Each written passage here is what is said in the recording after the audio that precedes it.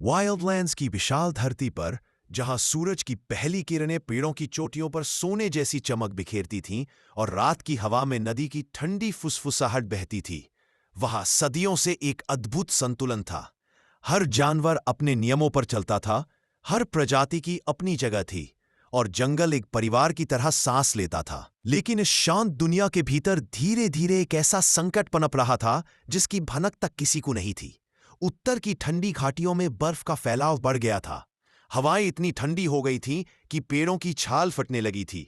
भोजन कम हो रहा था और भेड़ियों का महान कबीला नॉर्थ फेंग्स भूख, ठंड और भय से टूटने लगा था। छोटे भेड़िए रात भर भूख से चिल्लाते, माताएं असहाय खड़ी रहती और शिकारी कई दिनों से खाली लौट रहे थे। इसी बेतहाशा संघर्ष के बीच खड़ा था जनरल फ्रॉस्टबाइट, एक ऐसा भेड़िया जिसकी आंखें बर्बरता और बर्फ दोनों से भरी थी, जिसकी चाल से ही बर्फ टूटती थी और जो अपने झुंड को बचाने के लिए किसी भी हद तक जा सकता था।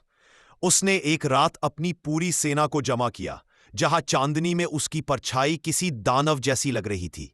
हवा में उसके शब्द गूंजे, दक्षिण में सब कुछ है, जंगल की हरियाली, नदियों का पानी, शिकार की भरमार, और वह सब हमसे छीन लिया गया है।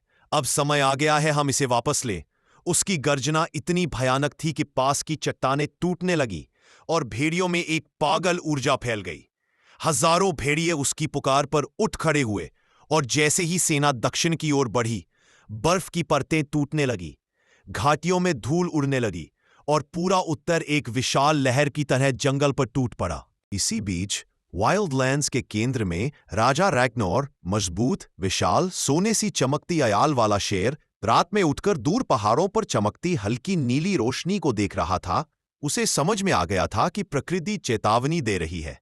जैसे ही सुबह हुई, उसे नदी किनारे विचित्र आवाजें सुनाई दीं, भैंसों की तेज सांसें, हिरणों के कांपते कदम और बंदरों के डरे हुए चीखने की आवाजें, मानो पूरा जंगल भाग रहा हो। अचानक एक भयंकर भगदड़ मैदानों से गुजरती दिखी। हजारों भैंसे जान बचाकर भाग रहे थे और उनके पीछे नजर आई भेड़ियों की अंधाधुंध सेना, आंखों में खून और कदमों में बिजली की तेजी।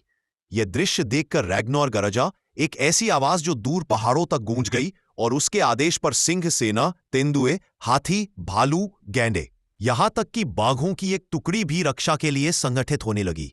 लेकिन भेड़ियों की चालाकी और गति बेमिसाल थी। उन्होंने रात में हमला करना शुरू किया, घात लगाना शुरू किया। छोटे छोटे समूहों में टूटकर वे जंगल के हर रास्ते से अंदर घुस आने लगे। वे अंधेरे में ऐसे खुल जाते जैसे छाया खुद जीवित हो। कई दिन गुजर गए और युद्ध इतना भयानक हो गया कि जंगल की पुरानी खुशबू गायब हो गई। उसकी जगह धुआं, खून और जले हुए पत्तों की गंध फैल गई। नदी का पानी लाल हो चुका था, पेड़ों की जड़ें उखड़ रही थीं और चिड़ियों के घोंसले खाली पड़े थे। फिर वो रात आई जो इस युद्ध की दिशा बदलने वाली थी। फ्रॉस्टबाइट ने अपनी गुप्त सेना शैडो वुल्व्स को भेजा, जो पूरी तरह काले फर वाले, रात में लगभग अदृश्य और बिना आवाज के हमला करने वाले भेड़िए थे। उन्होंने सिंह शिविर पर अचानक धावा बोला। आधी सेना सो रही थी। अफरा तफरी मच गई, कई जानवर घायल हो गए और रैग्नोर खुद भी गंभीर रूप से घायल पड़ गया। उसकी अयाल खून से लाल थी और पैर कांप रहे थे, लेकिन उसकी आंखों में बुझने वाली कोई आग नहीं थी।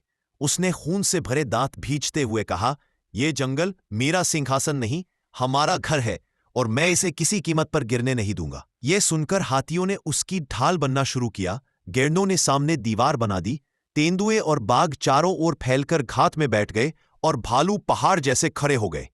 पूरा जंगल एकजुट होकर खड़ा हो गया, क्योंकि उन्हें पता था कि यह आखिरी लड़ाई हो सकती है।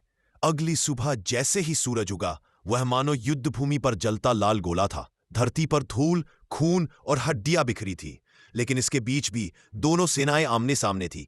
फ्रॉस्टबाइट ने दहाड़ते हुए आक्रमण का आदेश दिया और भेड़ियों का सैलाब सिंह सेना पर टूट पड़ा। गैंडों की टक्करें इतनी जोरदार थी कि भेड़िए हवा में उड़ने लगे। हाथियों के कदमों से धरती ही कांप उठी। तेंदुए एक पेड़ से दूसरे पर छलांग लगाकर भेड़ियों के बीच दहशत फैला रहे थे और बाघ बिजली की तरह झपट रहे थे। लेकिन फ्रॉस्टबाइट कोई साधारण प्रतिद्वंद्वी नहीं था। वह हर वार का जवाब देता, हर गिरते भेड़िए की जगह दो और लेकर आता। अंततः रणभूमि के बीच वह और रैग्नोर आमने सामने आ गए। दो दिग्गज, दो सेनाओं का गर्व, दो ताकतें जो जंगल के भविष्य का फैसला करने वाली थी। उनका टकराव ऐसा था कि धूल का तूफान उठ गया, पेड़ झुक गए और जानवरों ने अपनी सांसें रोक लीं। फ्रॉस्टबाइट ने रैग्नोर की गर्दन पर दांत गाड़ने की कोशिश की। रैग्नोर ने पंजों से उसे पीछे फेंका।